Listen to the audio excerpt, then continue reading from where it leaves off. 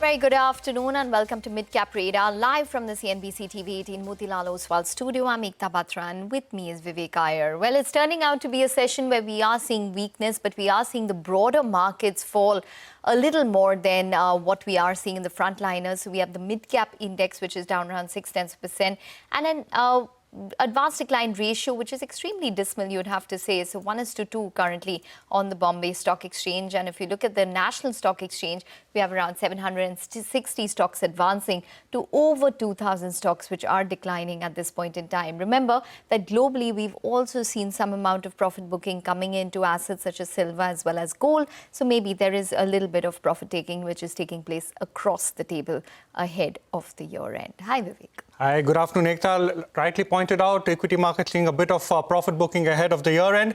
Not only the equity markets, even commodity prices are seeing a bit of a correction, especially as far as MCX is concerned. But we have a lot lined up on the show, so let's start off with the top headlines. Market fails to sustain opening gains in the last trading week of 2025.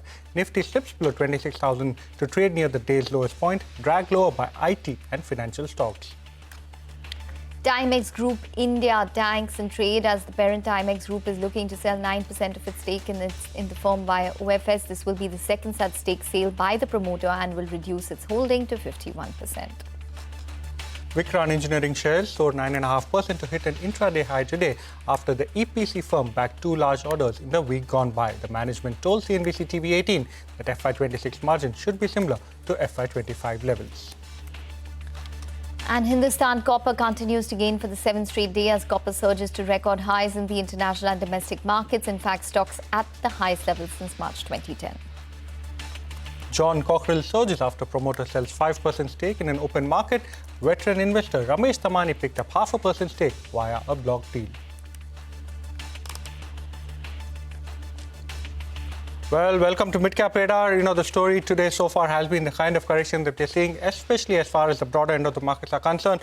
The mid-cap and small-cap index bearing the brunt of the selling pressure. In fact, if you look at the advanced decline ratio in the mid and small-cap part of the market, you will see the declines far outpace advances. Some of the stocks that have corrected quite significantly from the day's highest point, have a look at Hindustan Zinc.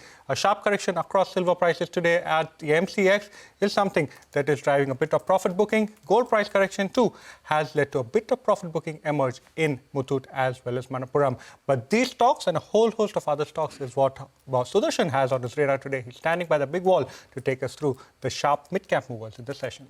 So while market has turned weak because earlier it was a range-bound trade, but now it's all the frontline indices are days low. So let's talk about some of the stocks that are seeing a big move. First on the list is Timex. It's reacting to the news of promoter is looking to offload around 9% stake, and that would be done via OFS.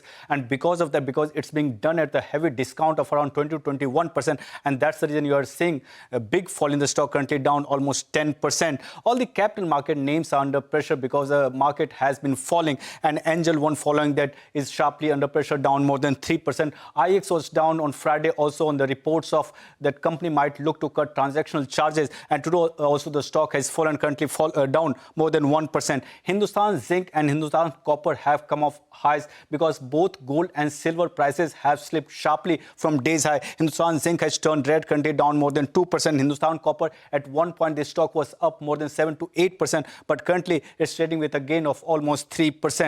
Now, some of the stocks are reacting because these names will be exiting FNO after tomorrow. So those names, HFCL, NCC, Titagarh Rail and Cyan. So out of 4 names, 3 names are seeing big short covering. That's the reason you are seeing a big move in HFCL up almost 6%, NCC up more than 1%, Titagarh Rail also. All the other rail companies are seeing profit booking today after a big move that all these names have seen in the last few trading sessions. But Titagarh Rail is higher. Last one is Cyan, which has been one of the biggest underperformers if you talk about all the mid-cap IT names. And this year, it's down almost 41%. Some of the other mid-cap losers, IRFC, I've told you all the other rail companies apart from Titagarh Rail are seeing profit booking. That's the reason you are seeing a big fall in IRFC and RVNL. Angel One, we have already talked about all the capital market names are under pressure. EMS companies have been falling on a regular basis, and today also we are seeing a big fall in both Dixon Technologies and PG Electroplast. Okay, all right, Sudarshan. Thanks very much for that. Somil Mehta, Head of Alternate Research Capital Market Strategy from Mirai Asset, Sher Khan, joins in now for a technical check of the markets. Thanks very much for joining in, Somil. If you could just start by telling us which are the stocks that you would be focusing on in what is a very quiet market. Absolutely, markets are a little quiet, and however, the medium-term uptrend still is intact, and I'll be expecting a targets of around 26,300, 26,500 in the very short term. So the bias still remains positive.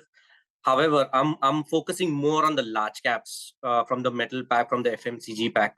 Tata Steel would be my preferred pick. A small flag pattern has formed on the daily charts, has also broken on the upside. Great momentum today, trading about 20 and 40 daily moving average. Great setup for Tata Steel.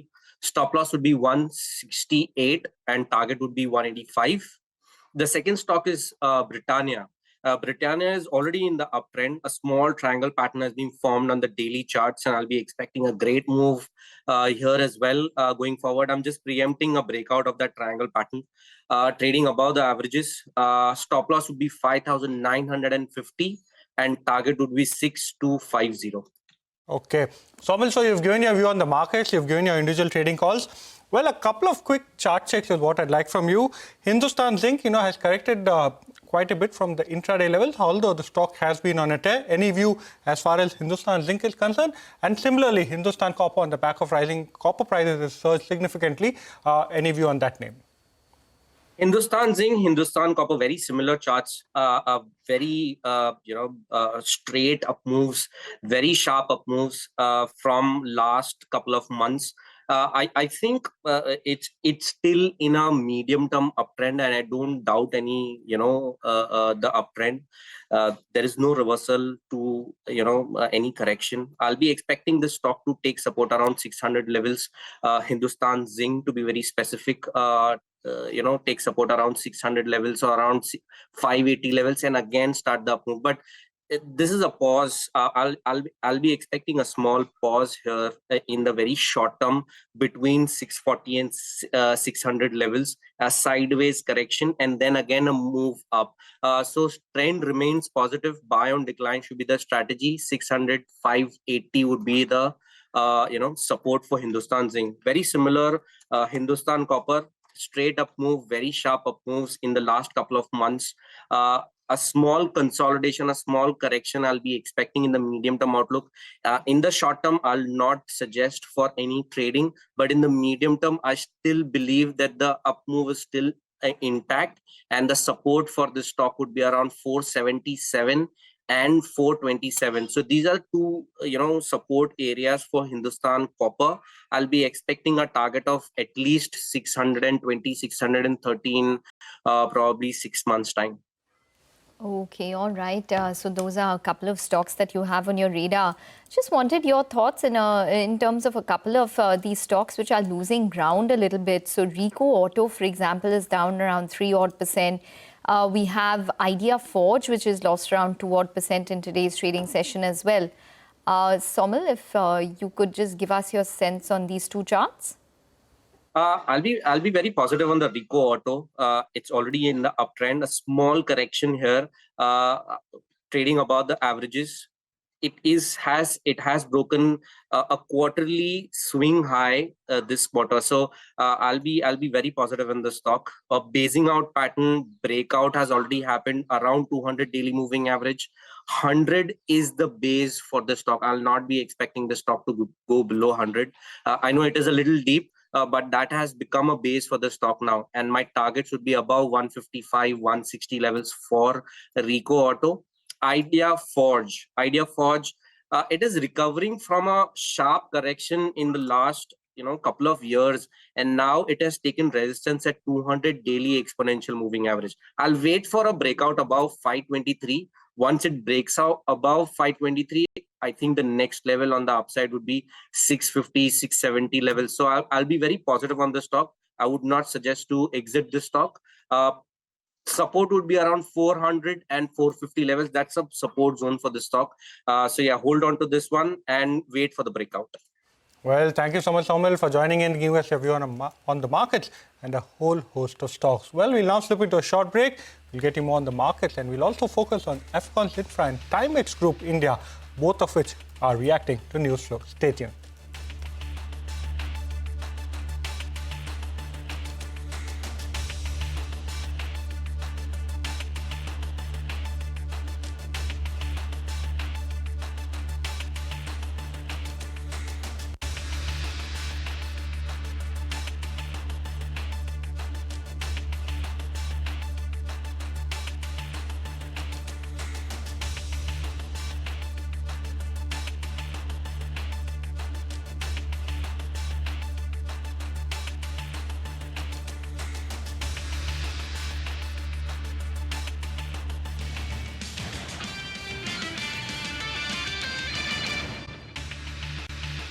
Welcome back. Well, you're still tuned into Mid-Cap Radar on CNBC TV18. Let's talk about specific stocks then. Afcon's Infra is in focus as the promoter group has pledged 50% of its total holding.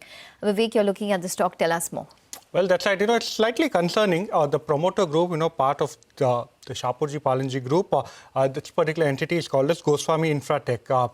Now, what's actually transpired is that the company has given an update to the exchanges saying that 25% of the total equity of the company, which translates to 50% of their holding. So now 25% of Afcon's total equity is now encumbered or pledged to a lender. Now, this is a bit of a concern given the fact that typically stocks with high pledges indicate that there could be some stress at the parent level. Now, why was this particular pledge created? The pledge was created to secure debenture borrowings. The borrowings were raised by promoter entity Goswami Infratech as well as Capspan Investment. And the borrowings, interestingly, were not for Afcon's own funding needs. At the current market price that Afcon is currently trading at, the market value of pledged Afcon shares is 3,600 crores. Interestingly, there have been a few rating agencies, that have gone ahead and partially raised concerns as far as Goswami Infratech, terms and conditions of loan prepayments as well as debt borrowings are concerned. So Afcon's Infra, this is going to be very important to track, especially given the fact that, it's one of the largest infra and capital goods company in the country. So any worries here is something that the street will look at very closely. One of the top holders being Quad Small Cap Fund and even SBI Small Cap Fund having a significant chunk. But Ekta, I've also been tracking the Timex Group. We've been looking at this particular name since morning. Interestingly, Timex Group, it's been one of the top outperformers of 2025, up almost 80%. Now, within 2025, the promoter entity that at the end of FY25 held close to 75% stake has trimmed close to 24% stake here. June 2025, they offloaded 15%. This is via an OFS at a floor price of close to 175 rupees a share, post which they were left with close to 60%. Now, they're once again looking to offload close to 9% stake. This is at a floor price of 275.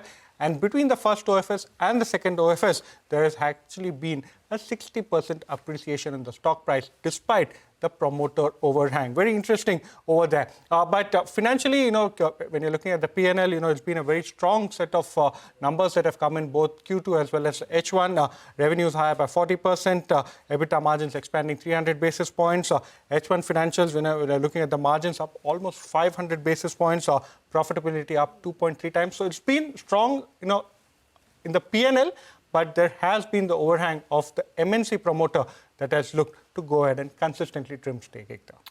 Okay, all right, Vivek. Thanks very much for that. Just keep your eye out on a couple of these defense counters. There was some news which was source-based at this point about the approval. The government has approved for changes in the RFP for acquisition of refuelers as well as AWACS and to acquire systems, weapon systems worth around 80,000 odd crores. So maybe you should keep your eye out on a couple of these stocks such as Hindustan Aeronautics, Bharat Electronics, Paras Defense, Mascon Shipbuilders, MTAR Tech. Maybe all of them should come up for you just to get a sense in terms of what the stocks are doing, reacting to this big defense news which is coming through. Well, let's now get to Sudarshan. NSE has announced the introduction of F&O contracts on 4 stocks, which is effective December 31st. Sudarshan is here with the key details on this. Sudarshan, go ahead. Come January 2026 series, you'll have 4 new stocks in F&O and also 4 stocks currently which are part of F&O will be exiting. And stocks which will be exiting F&O are HFCL, NCC, Titagarh Rail and Sand. And stocks which will come into F&O are Swiggy, War Energies, Premium Energies and Bajaj Holdings and Investment. And amongst all the 4 names which will be exiting F&O, those stocks are in traction today. First on the list is HFCL, which recently completed QIP of more than ₹550 crore. And the current market price or current stock price is hovering around the floor price that company had set for QIP, and that was 65.84 rupees per share. If you talk about the stock move, it's down 6% this series. And even this year also, the stock has seen a sharp fall. It's down almost 41%. NCC has been falling regularly particularly after reporting a weak earnings in Q2 of FY26. And also, company had trimmed the guidance for FY26. And like HFCL, this month's stock is down 6%. And for 2025, the stock has fallen almost 41%.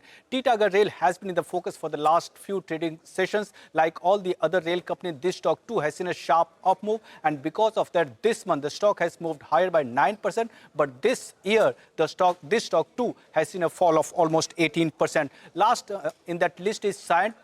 It has been biggest underperformer if you talk about all the mid-cap IT names. And this year, the stock is down almost 41%. And if you talk just about December 2025, the stock has fallen by 3%. Now coming to the list of those stocks which will come into FNO, and on top of that list is Swiggy, which will be included in FNO after a year of listing. It had hit the record high or 52-week high in December 2024 at that price of 598 rupees per share. And after the stock had seen a sharp fall and it had hit 52-week low of rupees 298 per share. But if you talk about this month, the stock has moved higher by 5%. And this year, the stock has fallen 26%. Vari Energies, Premium Energies and Bajaj Holding Investment have been down in the range of 3 to 11% this month. But Bajaj Holdings and Premium Energies are down even for 2025, while Vari Energies has outperformed and has been up almost 5% for 2025. Well, thank you so much, Sudarshan, for joining in, giving us all of the action that's about to transpire as far as the FNO list of names are concerned. Well, we'll now slip into a short break. We'll get you more on the markets and stock-specific action on the other side, and we'll also address the important flashes on the bottom of your screen. Stay tuned.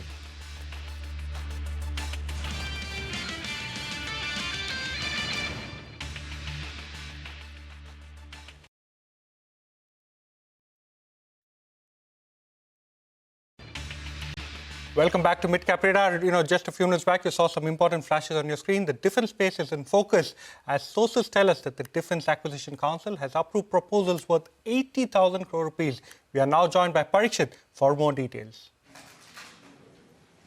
Well, this was an important meeting of the Defense Acquisition Council, the last meeting of 2025, and we believe that proposals worth 80,000 crore rupees have been cleared. Let me begin with proposals for the overhaul of the T-90 tanks of Russian origin and mid-life overhaul of the Mi-17 helicopters as well. As far as the T-90 tanks overhaul is concerned, it will be done by AVNL, which is a government PSU. There were also proposals in the DAC to acquire medium-range surface-to-air missiles for both the Navy and especially Navy's ships that they would be getting in the next few years, and also for the Air Force. This proposal has been cleared. There was a proposal to acquire loitering munitions, which were also used in Operation Sindoor. That proposal has been cleared. There were certain changes to the RFP for acquisition of refuelers and airborne early warning and control aircraft. That RFP has been approved as well. There was also a proposal to acquire Astra Mark II air-to-air missile that was developed by the DRDO. Now, that proposal has also been cleared. So, several mega deals, proposals were on the table. They have been cleared this year, and we will see a big push for defense capex, defense manufacturing in the union budget as well. Okay, all right. Very important developments which have come in there, Parikshit. Definitely a huge sum there of around 80,000 odd crores in terms of what we could see in terms of weapon systems. And besides that, it would also be for tanks as well as helicopters. We'll get more details on this. As of now, as you can see, all of the defense stocks are in focus. That's all the time that we have on Midcap Radar. Your stocks once we're back. Stay tuned.